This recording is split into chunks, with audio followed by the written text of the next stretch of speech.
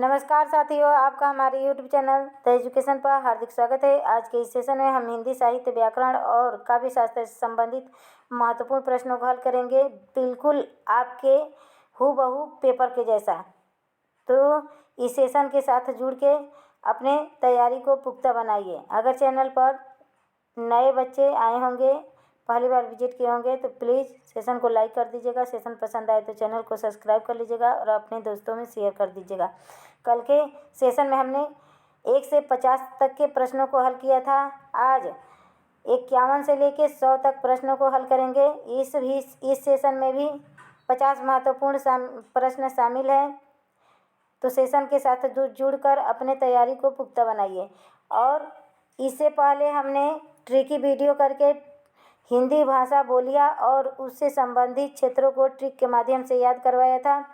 अंतिमा कुमारी और the shark house ने उस पीडीएफ को मांगा था, तो पीडीएफ तो नहीं मिल पाएगा क्योंकि हमने अभी टेलीग्राम चैनल ओपन नहीं किया है। तो पीडीएफ कैसे देंगे? इससे अच्छा है आप सेशन से ही अपना नोट्स बना लीजिए। अपना नोट्स ज़्यादा उपयोगी होता है रिवीजन के लिए। तो चलिए सेशन की शुरुआत करते हैं। पहला प्रश्न है, निम्नलिखित में से कौन सुमेलित नहीं है? नहीं पूछा है। नवनीत चतुर्वेदी, कुब्जा 25, दिवाकर भट्ट, नवोढ़ा रत्न, दुर्गा दत्त व्यास, आत्मोद्धार या गुलाब सिंह पावस 50। फटाफट आंसर कीजिए कि इन रचनाओं में एक तरफ रचनाकार है, एक तरफ उनके रचना है, इनमें से कौन सा सुमेलित नहीं है?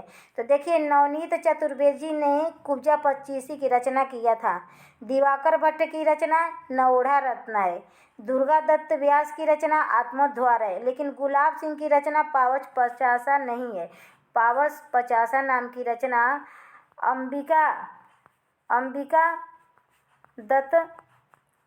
अंबिका दत्त व्यास की रचना है। अंबिका दत्त व्यास की रचना है पावस 50। और इसका रचना काल 1886 में हुआ। तो इसका राइट आंसर ऑप्शन नंबर घ है। बिल्कुल आपके पेपर के जैसा प्रश्न शामिल है।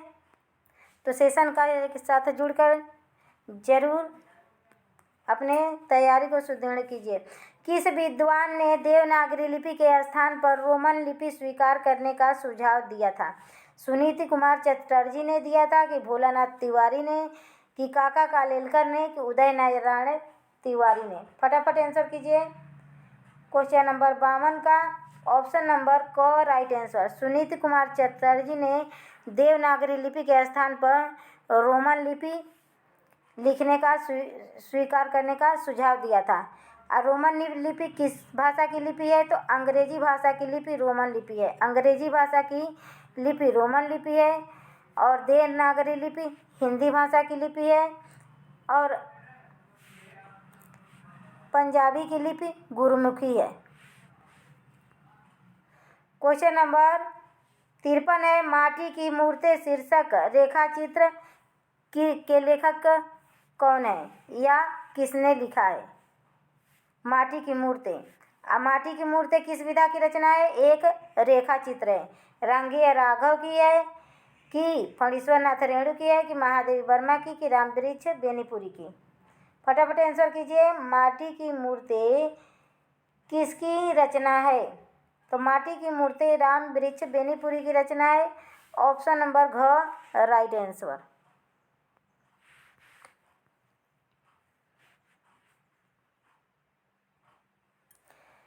क्वेश्चन नंबर 54 है, परिंदे कहानी को हिंदी की पहली कहानी किस आलोचक ने माना? परिंदे कहानी किसकी है? तो निर्मल वर्मा की है। निर्मल वर्मा की कहानी है परिंदे। और परिंदे कहानी को किस आलोचक ने हिंदी की पहली कहानी माना? नामवर सिंह ने, कि लक्ष्मी सागर वार्ष्णेय ने, कि राजेंद्र यादव ने, कि शंभुनाथ सिंह ने? फटाफट आंसर कीजिए। क्वेश्चन नंबर 54 का option number A right answer. Option number क राइट आंसर। परिंदे कहानी को हिंदी की पहली कहानी नामवर सिंह ने माना और परिंदे कहानी कहानी विधा की रचना है परिंदे और यह निर्मल वर्मा की है। क्वेश्चन नंबर 55 है, मित्र संवाद पत्र साहित्य किनके बीच लिखे गए पत्रों का संग्रह है? रामविलास शर्मा और केदारनाथ अग्रवाल के बीचों का संग्रह है कि नेमिनाथ जैन और नागार्जुन के बीच बहस का संग्रह है कि अमृतलाल नागर और यशपाल के बीच किए गए वार्तालाप का पत्र का संग्रह है कि आज्ञे और विद्यानिवास मिश्र जी के? फटाफट आंसर कीजिए। क्वेश्चन नंबर 55 का ऑप्शन नंबर क राइट आंसर। रामविलास शर्मा और केदारनाथ अग्रवाल के बीच लिखे गए पत्रों का संग्रह है मित्र संवाद। क्वेश्चन नंबर 56 है, लगता नहीं है दिल मेरा, यह किस विधा की रचना है? विधाओं से भी क्वेश्चन आ जाते हैं। तो लगता नहीं है दिल मेरा यह एक आत्मकथा है और यह किसने लिखा है? कृष्णा अग्निहोत्री ने लिखा है कि मैत्रेयी पुष्पा ने लिखा है कि मन्नू भंडारी ने कि पद्मा सचदेवा ने? फटाफट आंसर कीजिए। क्वेश्चन नंबर 56 का ऑप्शन नंबर क राइट आंसर। इसको याद कैसे रखेंगे? तो जब कृष्ण चले गए हैं मथुरा तो गोपियाँ क्या कह रही हैं? लगता नहीं है दिल मेरा। तो कृष्ण से कृष्णा अग्निहोत्री और लगता नहीं है दिल मेरा किसने लिखा है आत्मकथा? लगता नहीं है दिल मेरा आत्मकथा कृष्णा अग्निहोत्री की है। क्वेश्चन नंबर 57 है, हिंदी जाति की अवधारणा के पुरस्कर्ता कौन है? हिंदी जाति की अवधारणा के पुरस्कर्ता कौन है? सच्चिदानंद हीरानंद बादशाह नगे हैं कि डॉक्टर नगेंद्र हैं कि रामविलास शर्मा है कि रामचंद्र शुक्ला हैं? फटाफट आंसर कीजिए। इसमें से राइट आंसर क्या होगा? क्वेश्चन नंबर 57 का ऑप्शन नंबर ग राइट आंसर। रामविलास शर्मा है। हिंदी जाति की अवधारणा के पुरस्कर्ता कौन है? रामविलास शर्मा है और यह एक मशहूर आलोचक रहे हैं। इनमें से कौन सी भाषा भारतीय संविधान की 8वीं अनुसूची में नहीं शामिल है? डोंगरी नहीं है कि भोजपुरी नहीं है कि मैथिली नहीं है कि बोडो नहीं है? तो बोडो, डोंगरी और मैथिली तो शामिल है, लेकिन भोजपुरी भाषा हिंदी के भारतीय भाषा संविधान के 8वीं अनुसूची में शामिल नहीं है। अनुच्छेद 343 से 351 में संविधान में हिंदी भाषा से संबंधित प्रावधान दिए गए हैं। इनमें से कौन सी कृति प्रतिबंधित रही? भारत भारती की चिनगारियाँ की बंदिनी की झांसी की रानी? झांसी की रानी किसकी है? सुभद्रा कुमारी चौहान। भारत भारती मैथिली शरण गुप्त। तो किनको प्रतिबंधित किया गया था? फटाफट आंसर कीजिए। क्वेश्चन नंबर 59 का ऑप्शन नंबर ख राइट आंसर। चिनगारिया पांडेवेचन शर्मा उग्र। चिनगारिया नामक रचना को प्रतिबंधित कर दिए थे अंग्रेजों ने। भारत भारती भी प्रतिबंधित हुई थी, लेकिन कुछ समय के लिए प्रतिबंधित हुई थी, लेकिन चिनगारिया हमेशा के लिए प्रतिबंधित कर दिया गया था अंग्रेजों के द्वारा। जगदम्बा बाबू गांव आ रहे हैं कहानी संग्रह किस कथा लेखिका का है? जगदम्बा बाबू गांव आ रहे हैं ममता कालिया का है कि चित्रा मुदगल का है कि मैत्रेयी पुष्पा का है कि राजी सेठ का है? फटाफट आंसर कीजिए। क्वेश्चन नंबर 60 का ऑप्शन नंबर ब राइट आंसर। जगदम्बा बाबू गांव आ रहे हैं चित्रा मुदगल। जगदम्बा बाबू गांव आ रहे हैं चित्रा मुदगल याद कैसे रखेंगे? तो जगदम्बा बाबू गांव आ रहे हैं मुदगल से मारो। जगदम्बा बाबू गांव आ रहे हैं मुदगल। क्वेश्चन नंबर 61 है, विस्मय या आश्चर्य किस रस का स्थायी भाव है? वीर रस का कि हास्य रस का कि अद्भुत रस का कि रौद्र रस का? तो अद्भुत रस का। विस्मय या आश्चर्य की घटना होती है, वहाँ पे अद्भुत रस होता है उस पंक्ति में। क्वेश्चन नंबर 62 है, आचार्य रामचंद्र शुक्ल के अनुसार सूर्य काव्य की ऐसी कौन सी बड़ी भारी विशेषता है जो तुलसीदास में नहीं है? छंद वैविध्य का कि रस वैविध्य का कि नवीन प्रसंगों का उद्भावना कि प्रबंध पटुता? कौन सी विशेषता सूरदास में नहीं है? सूरदास की ऐसी कौन सी भारी विशेषता है जो तुलसीदास में नहीं पाया जाता? फटाफट आंसर कीजिए। क्वेश्चन नंबर 62 का ऑप्शन नंबर ग राइट आंसर। सूरदास ने जो नवीन प्रसंगों की उद्भावना अपने साहित्य में वर्णन किया है वैसा तुलसीदास में उतना नहीं है। क्वेश्चन नंबर 63 है, भाषा वह साधन है जिसके द्वारा मनुष्य अपने विचार दूसरों पर भली भांति प्रकट कर सकता है और दूसरों के विचारों को स्वतः स्पष्टता समझ सकता है। यह परिभाषा किसका है? कामता प्रसाद गुरु का है कि किशोरी दास वाजपेयी का है कि श्याम सुंदर दास का है कि महावीर प्रसाद द्विवेदी का है? फटाफट आंसर कीजिए। अब ज़्यादा नोट्स लेके होना क्या है? पीडीएफ लेके। पीडीएफ अब पढ़ा नहीं जाएगा। ज़्यादा से ज़्यादा यूट्यूब पर आप लोग क्वेश्चन को सॉल्व कीजिए। ज़्यादा से ज़्यादा PYQ क्वेश्चन सॉल्व करने से ही चीज़ें ज़्यादा देर तक याद रहेगी और पीडीएफ पढ़ने से ज़्यादा देर तक नहीं याद रहती है। सुनने से, देखने से चीज़ें माइंड में फिट हो जाती है। जैसे हम ऐसे किताब में कितनाहू कहानियाँ पढ़ें, उन कहानियों के पात्र उतना नहीं याद होते हैं, लेकिन हम फिल्म एक बार देखते हैं तो उनका पूरा कहानी हमारे माइंड में फिट हो जाता है। तो इसीलिए अब तो आज 3 तारीख हो गया, 8 तारीख को पेपर है, फिर इतना पीडीएफ क्या होगा? इससे अच्छा अपना नोट्स बनाइए और ज़्यादा से ज़्यादा प्रश्नों को सॉल्व कीजिए। तो क्वेश्चन नंबर 63 का राइट आंसर क्या होगा? ऑप्शन नंबर क राइट आंसर। कामता प्रसाद गुरु जी का यह भाषा के विषय में परिभाषा है।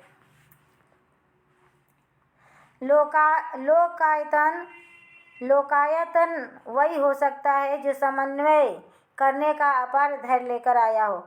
उसका सारा समन्वय विराट चेष्टा है।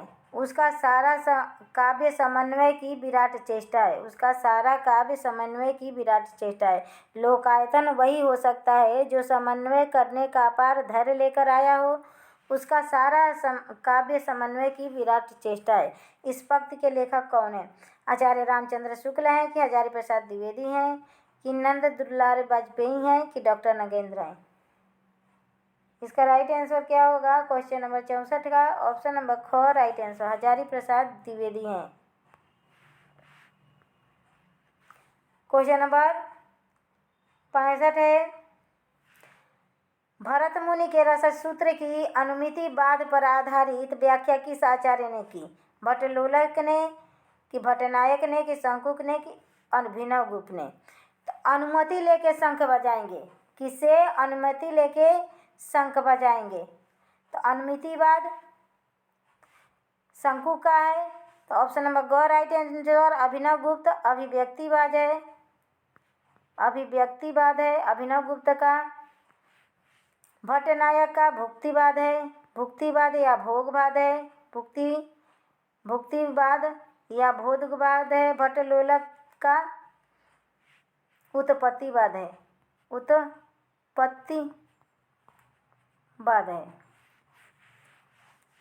ऑप्शन नंबर ग राइट आंसर।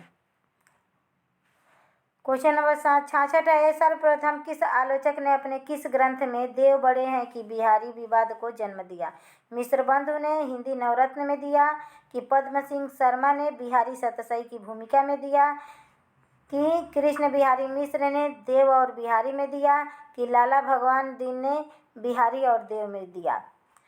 तो देखिए मिलती जुलती रचनाएं हैं। कितना कृष्ण बिहारी मिश्र की रचना क्या है? देव और बिहारी। लाला भगवान दीन की रचना क्या है? बिहारी और देव। और पद्मा सिंह शर्मा का क्या है? बिहारी सतसई की भूमिका। मित्र बंधु का क्या है? हिंदी नवरत्न। तो फटाफट आंसर कीजिए। क्वेश्चन नंबर 66 का ऑप्शन नंबर क राइट आंसर। मिश्र बंधुओं ने अपने इतिहास ग्रंथ हिंदी नवरत्न में देव बड़े हैं कि बिहारी विवाद को जन्म दिया। क्वेश्चन नंबर 67 है, बाधा था विधु को किसने इन काली जंजीरों से, मणि वाले फड़ियों का मुख क्या भरा हुआ है हीरो से। इस पंक्ति में कौन सा अलंकार है? उपमा है कि रूप का सुयोक्ति है या रूपक है कि उत्प्रेक्षा है? फटाफट आंसर कीजिए। क्वेश्चन नंबर 67 का ऑप्शन नंबर ख राइट आंसर। इसमें रूपक अलंकार है। रूपक अलंकार का अतिशयोक्तिपूर्ण वर्णन हुआ है। बांधा था बिजू को किन काली जंजीरों से, मणि वाले फड़ियों का मुख क्या भरा हुआ है हीरो से। रूपक में ही अतिशयोक्ति हो गया है, तो रूप का तेयोस अतिशयोक्ति। क्वेश्चन नंबर 68 है। आचार्य रामचंद्र शुक्ल ने हिंदी साहित्य का इतिहास के आधुनिक गद्य साहित्य परंपरा का परिवर्तन के अंतर्गत प्रथम उत्थान का कालावधि कब निर्धारित किया? 1900 से 1950 विक्रमी संवत की संवत 1925 से 1950 की संवत 1925 से 75 की संवत 1900 से 1925 विक्रमी संवत। तो क्वेश्चन नंबर 68 का ऑप्शन नंबर ख राइट आंसर। 1925 से 1950 विक्रम संवत को आचार्य रामचंद्र शुक्ल ने प्रथम उत्थान का समय माना। क्वेश्चन नंबर 69 है। देव कवि किस जिले के थे? मैनपुरी के थे कि बनारस के थे कि गोरखपुर के थे कि इटावा के थे? क्वेश्चन नंबर 69 का ऑप्शन नंबर घ राइट आंसर। देव कवि इटावा के थे और छल नामक 34वां संचारी भाव देव कवि ने ही दिया था। और ऐसे संचारी भावों की संख्या पूछे तो 33 बताइएगा। क्वेश्चन नंबर 70 है। अखरावट काव्य कृति के रचयिता कौन है? उस्मान है कि जायसी है कि मंजन है कि कुतुबन है? तो पद्मावत, अखरावट, आखिरी कलाम यह मलिक मोहम्मद जायसी जी की रचना है। यह किसकी रचना है? तो मलिक मोहम्मद जायसी जी की। क्वेश्चन नंबर 71 है। आल्पिन और गमना किस विदेशी भाषा के शब्द हैं? फ्रेंच भाषा के हैं कि जापानी भाषा के हैं कि अंग्रेजी भाषा के हैं कि पुर्तगाली भाषा के हैं? फटाफट आंसर कीजिए। क्वेश्चन नंबर 71 का ऑप्शन नंबर घ राइट आंसर। पुर्तगाली भाषा के शब्द हैं आल्पिन और गमला। क्वेश्चन नंबर 72 है। भक्ति काल के किस कवि को जड़ीय विशेषण से विभूषित किया गया? तो और कवि गढ़िया, नंजजास जड़िया। अष्टसाप के सबसे छोटे कवि कौन थे? नंददास थे। ऑप्शन नंबर ख राइट आंसर। क्वेश्चन नंबर 73 है। रचना के आधार पर वाक्य के कितने भेद होते हैं? 6 भेद होते हैं कि 3 भेद होते हैं कि 8 भेद होते हैं कि 4 भेद होते हैं रचना के आधार पे? क्वेश्चन नंबर 73 का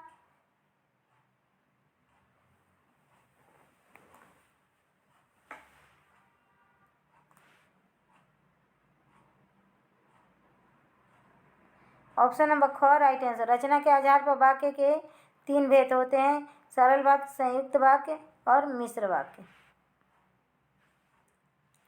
क्वेश्चन नंबर 74 है। कत देखाय कामिनी दई, कत देखाय कामिनी दई, दामिनी को यह बा, दामिनी को यह बा, थर थराती सो तन फिरे, फर पराती घनमाई।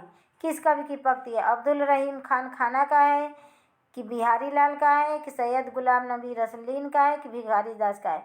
तो देखिए इसमें 3-4 प्रश्न आप सबको मिल जाएंगे। पूछता है रहीम दास का पूरा नाम क्या है? तो रहीम दास का पूरा नाम अब्दुल रहीम खान खाना है। और पूछेगा सैयद गुलाम नबी का सैयद गुलाम नबी किसका नाम है? तो रसलीन का। रसलीन रीतकालीन काव्यधारा के कवि हैं। तो इस पंक्ति के रचनाकार कौन है? क्वेश्चन नंबर 74 का ऑप्शन नंबर ग राइट आंसर। रसलीन की पंक्ति है और इस पंक्ति में श्रृंगार रस है। क्वेश्चन नंबर 75 है, हिंदी मध्यकाल का भक्ति आंदोलन भारतीय चिंतन धारा का स्वाभाविक विकास है, यह मान्यता किसकी है? आचार्य रामचंद्र शुक्ल की है कि हजारी प्रसाद द्विवेदी की है कि राम कुमार वर्मा की है कि राहुल सांस्कृत्यायन की है? इस प्रश्न का उत्तर तो किसी का गलत नहीं होना चाहिए, क्योंकि यह बार बार प्रश्न पूछा गया है।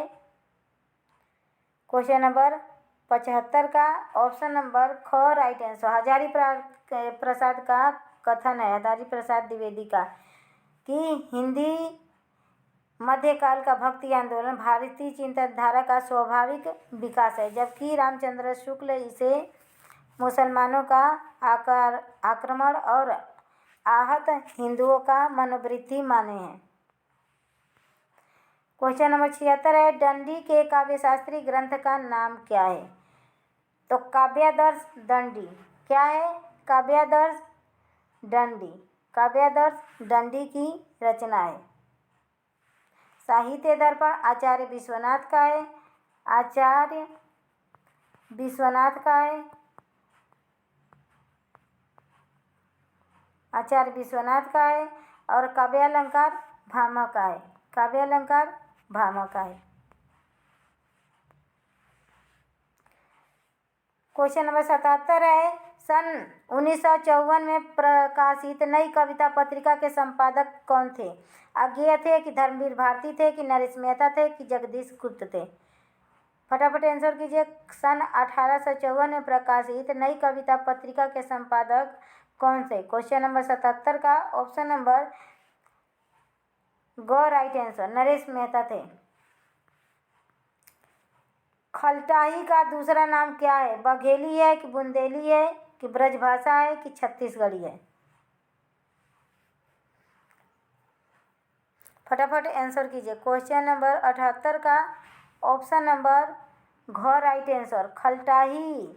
छत्तीसगढ़ी बोली का दूसरा नाम क्या है? खलटाही है। ब्रजभाषा को ब्रजबुली के नाम से जाना जाता है, ब्रजबुली के नाम से जाना जाता है। क्वेश्चन नंबर 79 है, नागार्जुन की व्यंग रचना में कबीर की तलखी, भारतेंदु की करुणा और निराला की विनोद वक्रता का विलक्षण सामंजस्य है।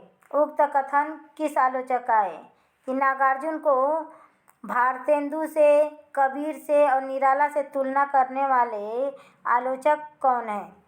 धीरेन्द्र वर्मा है कि नामावर सिंह है कि विश्वनाथ त्रिपाठी है कि हरिनारायण मिश्र हैं? क्वेश्चन नंबर 79 का ऑप्शन नंबर घ राइट आंसर, हरिनारायण मिश्र हैं। क्वेश्चन नंबर 80 है, नागार्जुन की किस कृति का रचना काल संगत नहीं है? नहीं पूछा है।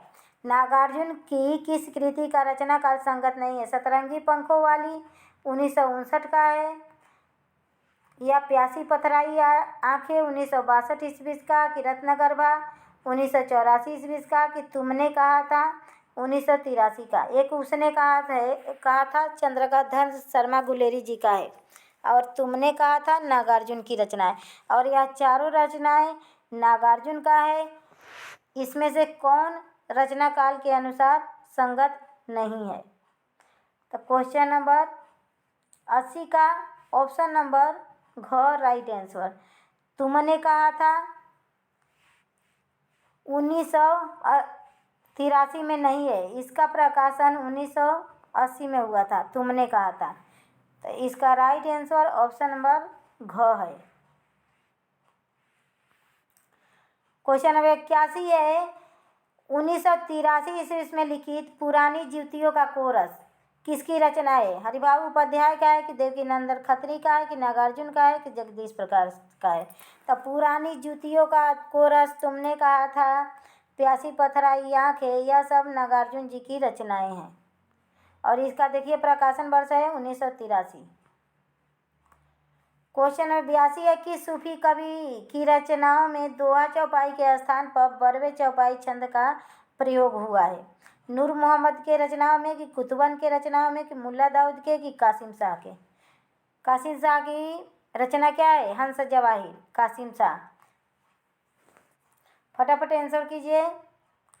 क्वेश्चन नंबर 82 का ऑप्शन नंबर क राइट आंसर। नूर मोहम्मद के रचनाओं में दोहा चौपाई के स्थान पर बरवे चौपाई का प्रयोग किया गया है, जबकि तुलसीदास ने दोहा चौपाई में रामचरितमानस की रचना किए थे।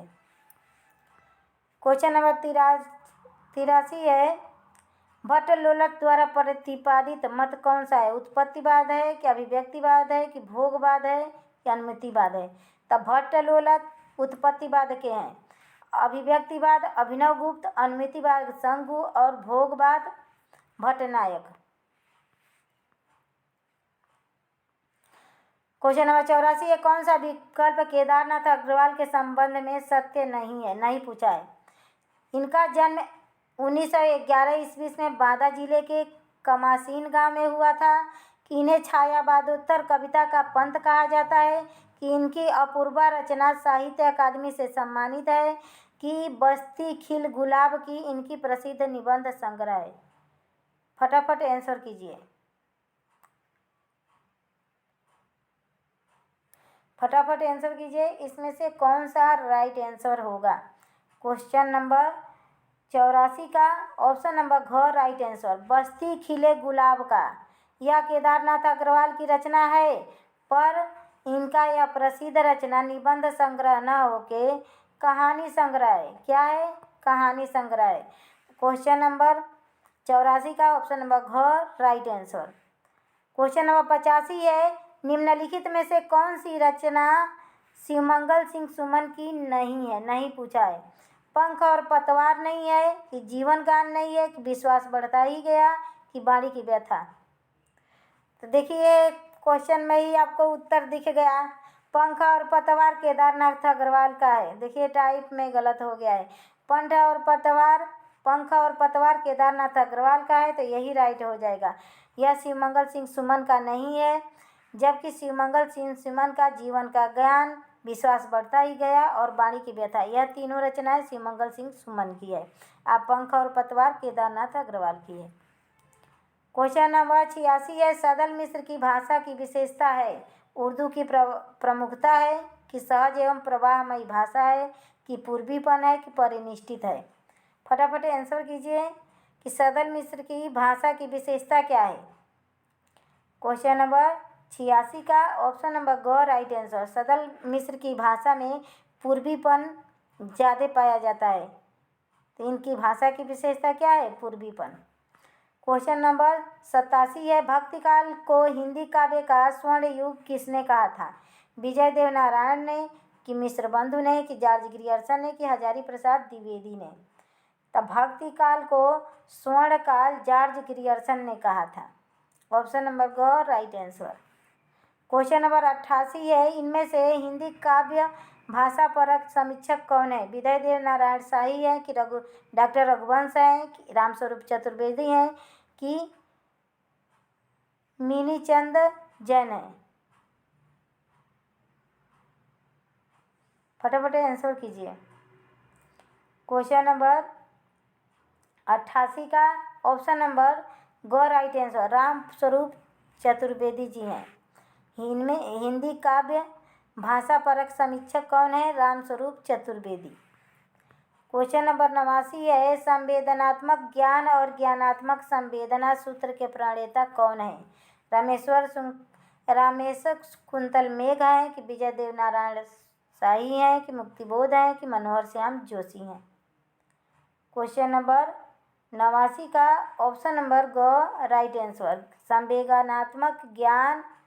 संवेदनात्मक ज्ञान और ज्ञानात्मक संवेदना सूत्र के प्रणेता मुक्तिबोध जी हैं। क्वेश्चन नंबर 90 है, आचार्य रामचंद्र शुक्ल ने किस कवि को कठिन काव्य का प्रेत कहा था? भूषण को, केशवदास को, देव को कि मतीराम को?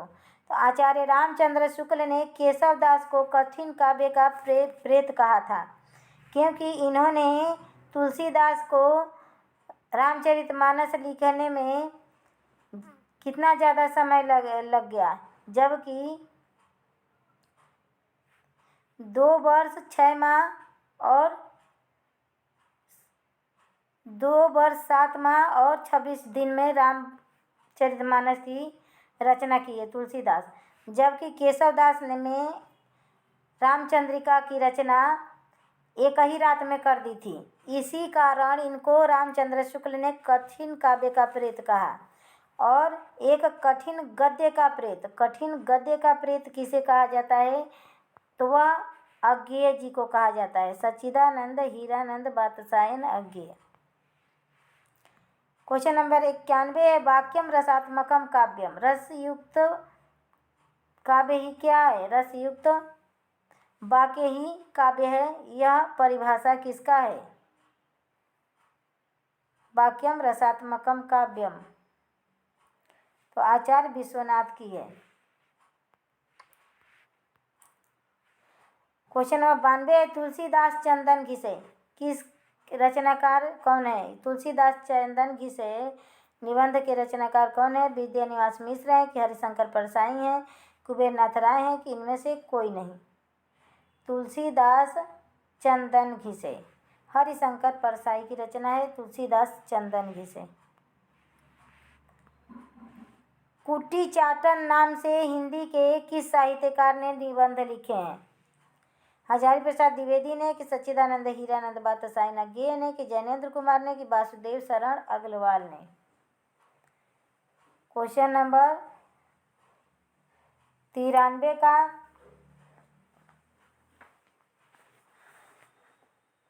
ऑप्शन नंबर ख राइट आंसर। कुटी चाटन नाम से हिंदी में निबंध लिखने का श्रेय अज्ञेय जी को प्राप्त है। बांगरू किस उपभाषा वर्ग की बोली है? पश्चिमी हिंदी की कि पूर्वी हिंदी की कि बिहारी हिंदी की पहाड़ी हिंदी की? पहाड़ी हिंदी में कुमाऊनी, गढ़वाली और नेपाली आती है। कुमाऊनी, गढ़वाली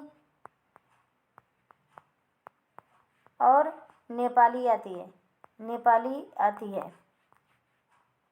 जबकि बिहारी हिंदी में पूर्वी बोली की है। बिहारी हिंदी मागधी अपभ्रंश से निकली है और इसकी 3 बोलियां है। इनकी 3 बोलियां है, मैथिली, मगही और भोजपुरी। मैथिली,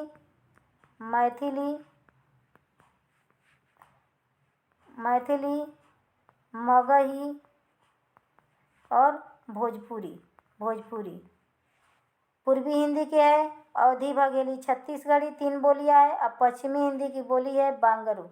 बांगरू किसकी बोली है? पश्चिमी हिंदी के है। खड़ी बोली को बांगरू भी कहते हैं। खड़ी बोली को क्या कहते हैं? खड़ी बोली को बांगरू भी कहते हैं। क्वेश्चन नंबर 95, उदय भानचरित के लेखक कौन है?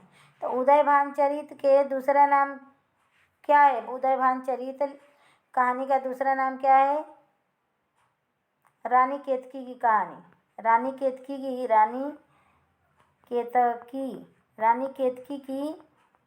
की कहानी को कहानी का दूसरा नाम क्या है? उदय भानचरित। और यह ईसा अल्लाह खां द्वारा लिखा गया है रानी केतकी की कहानी, जिसे उदय भानचरित के नाम से जाना जाता है।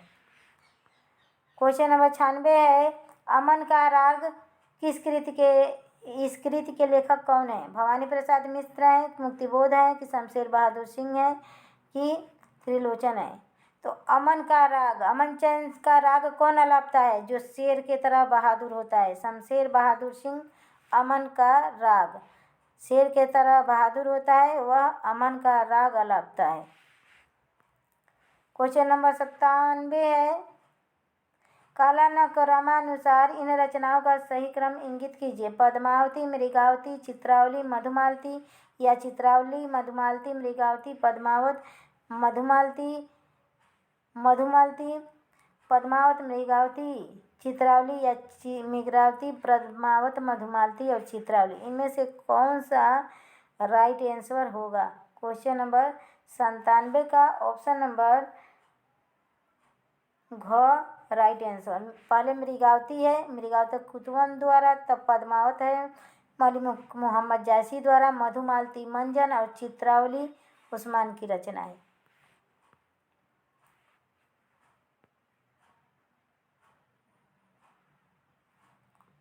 क्वेश्चन नंबर 98 है, प्रकाशन वर्ष के अनुसार निम्नलिखित आत्मकथाओं का सही अनुक्रम बताइए। मुड़ मुड़ के देखता हूँ, आज के अतीत, अर्धकथानक, टुकड़े टुकड़े दास्तान। इसका सही अनुक्रम क्या होगा? फटाफट आंसर कीजिए। क्वेश्चन नंबर 98 का ऑप्शन नंबर घ राइट आंसर। पहले अर्धकथानक होगा, फिर टुकड़े टुकड़े दास्तान, आज के अतीत, मुड़ मुड़ के देखता हूँ और राजर्थ यादव का है। अर्धकथानक बनारसी दास जैन का।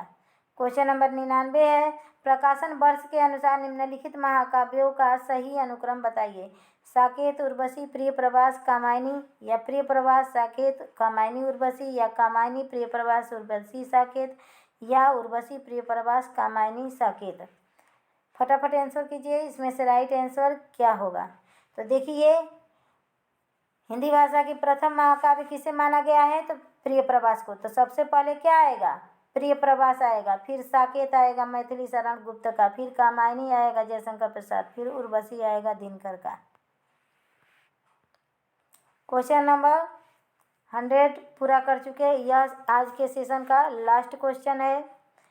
स्पर्श व्यंजनों को उच्चारण स्थान के आधार पर कितने भागों में बांटा गया है? 3 भागों में कि 4 भागों में कि 5 भागों में कि 2 भागों में?